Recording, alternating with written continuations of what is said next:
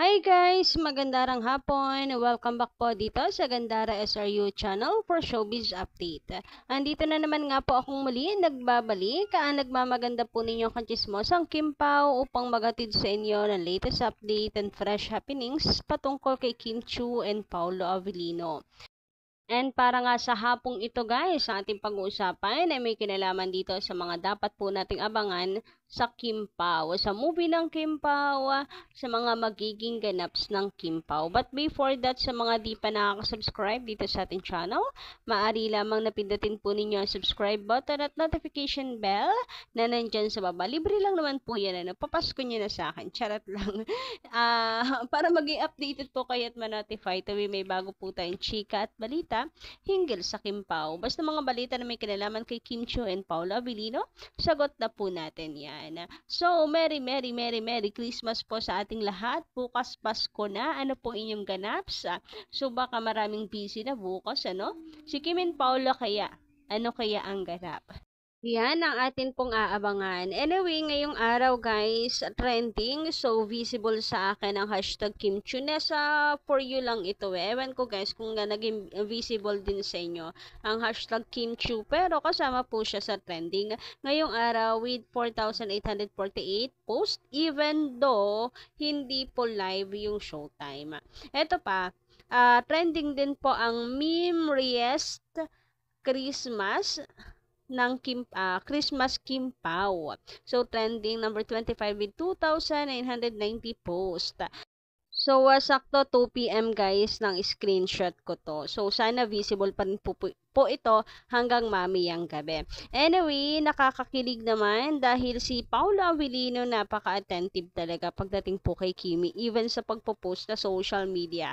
Parang stalker or number one lagi sa chinecheck ni Paolo. Pag open niya sa social media, hindi yung kanyang profile at titignan profile agad ni Kimi. Hoy, grabehan nga yun.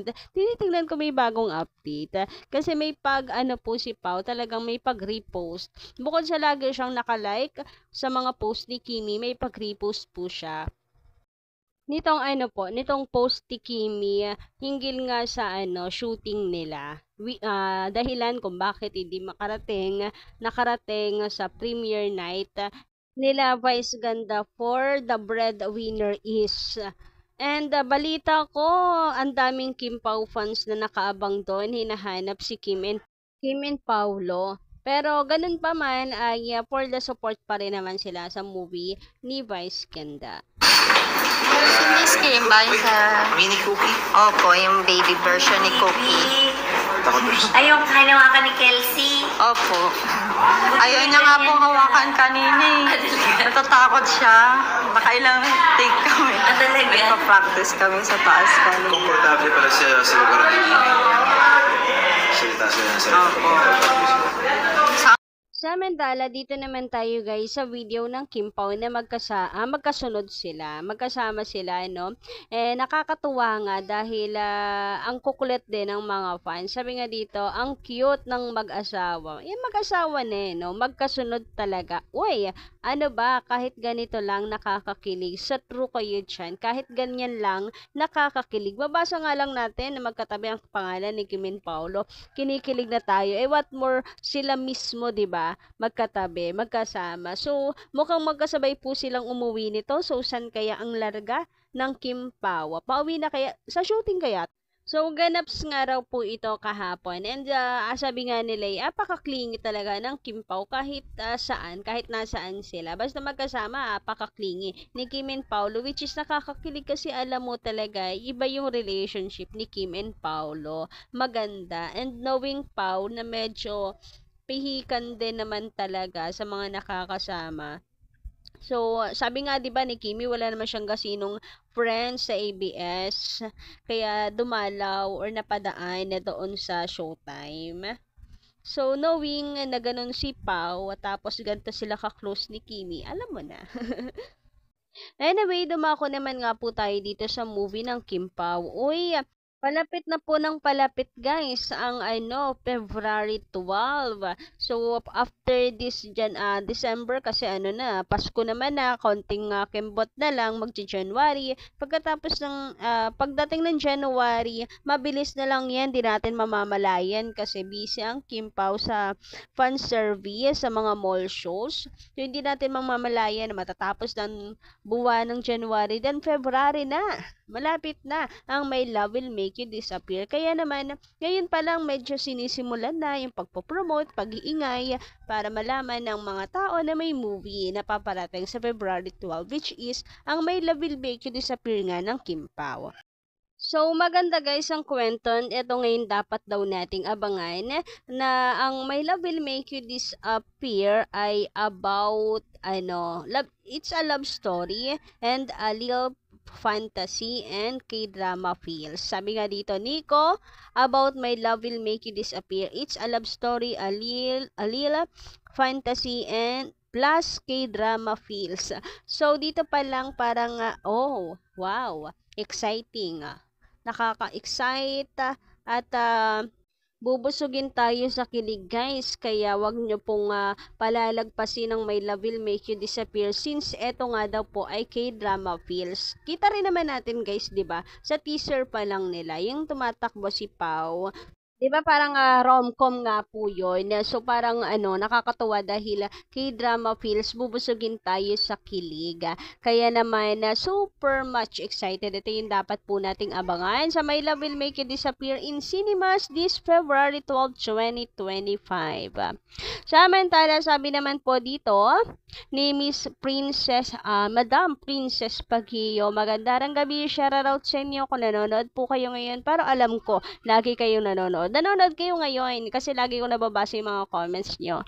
So, Merry Christmas. Pasensya guys sa mga hindi natin nababasa. Next time, malay nyo, kayo na yung sunod nating ma-shoutout. Anyway, sabi dito, diba mga basher, hindi lang si Manay Christopher Min, Marisol Academy, Ray Pomaloy, at si Sir Dondon. Nakasama niya yung dalawang host ng DTTI, si Ogie Diaz, mga kasamahan sa Showtime, si KZ at TJ Monterde, at lahat ng mga kasamahang artista nila, si Ann Curtis, kilig na kilig, at nagpapatunay na totoong may namamagitan sa Kim Pao, at higit sa lahat, si Vice Ganda, na alam naman ng lahat na walang pagkukunwari pag siya ang nagsalita. Kaya naniniwala ako na Kim Pao is real. Naku, totoo yan. Louder, Madam Princess. Upang sa ganon, malalo pong mabingi yung mga bashers. Yan po kasi yung nakakabingis sa kanila. Nakakasakit ang kanilang puso and it's so satisfying. Charat! Minsan ang sarap din pumatol kapag kaalam mong durog na durog mo sila. So satisfying. Charat lang. Pasko na! Magmahalan tayo. Naku, konting pigil sa sarili. Samantala, sabi naman dito ni Day Rodriguez, magandang gabi. Shout out po sa inyo. Merry Christmas. Plastikan? Hindi po plastic si Kim. Kung ano ang nakikita natin kay Kim, ayun siya. Yung plastic dyan ay yung umiikot at tumitirik ang mata. Alam naman niya sa sarili niya ang ginawa niya. Kaya bigla naging plastic siya. Eto pa, sana po sa susunod na pagkakataon, wag nang itabi si Kim sa taong feeling niya napakatayog na niya, na kaya niyang mang-apak ng kapwa. Hindi kami ang fans na gagawa ng issue para masira si Kimi.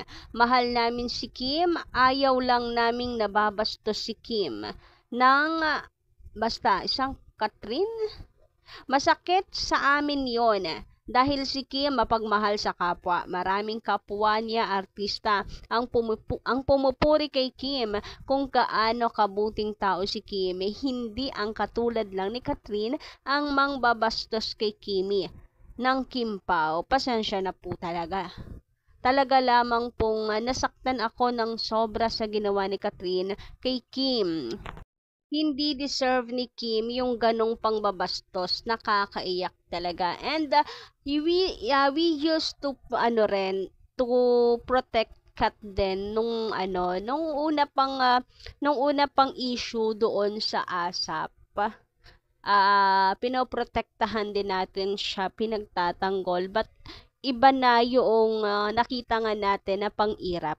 Hindi natin gets bakit niya ginawa yon, kaya ganito tayo mag-react. So, sana hindi pa rin kay Kimi. Ano pa rin ako sa positive sides. Sana hindi kay Kimi patungkol yung irap niya na yon. Ang sakit kasi sa damdamin, di ba?